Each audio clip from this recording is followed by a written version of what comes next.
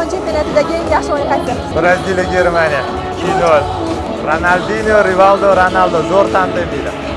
Oliver Kahnni chotlaridan Ronaldo gol urgan edi. Chunki 98-yil juda balet qilganman Braziliyaga. Bartezida adashmasam Ronaldoga qattiq jarohat yetkazgan.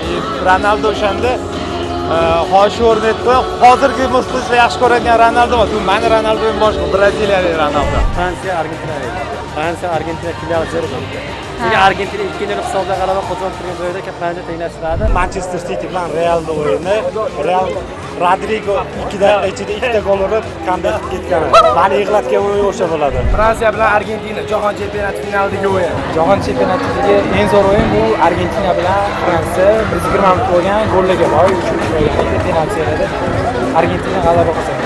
Yevropadagi birinchisi 2018-yil Portugaliya bilan Ispaniya 2-3 o'sha yutqizib ketayotganda Ronaldoning oxirgi goli chiroyli chiqqan. O'zbekistondagi eng zo'r o'yin bu loy jangi. Paxtakor, Bunyodkor. O'sha vaqtlar Sovet ittifoqiga muxlislik qilardim. Tovchiga bor edi, Protasov bor edi, Savarov bor edi.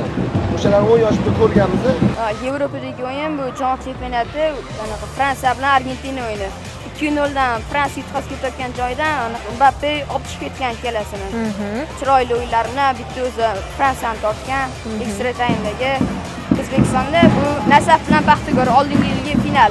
Paxtakor yutqazgan bo'lsa ham juda ham kuchli o'yin bo'lgan. Cheran penaltisidan urgan gol, keyin o'sha Nasafdan uzoqdan kiritilgan gollar chiroyli penalti seriyalar ham. Eng zo'r o'yin O'zbekistonda bo'lib o'tgan Jahon chempionati ikkinchi bosqich saralash O'zbekiston bilan Eron 2-2. Bunyodkorda bo'lgan.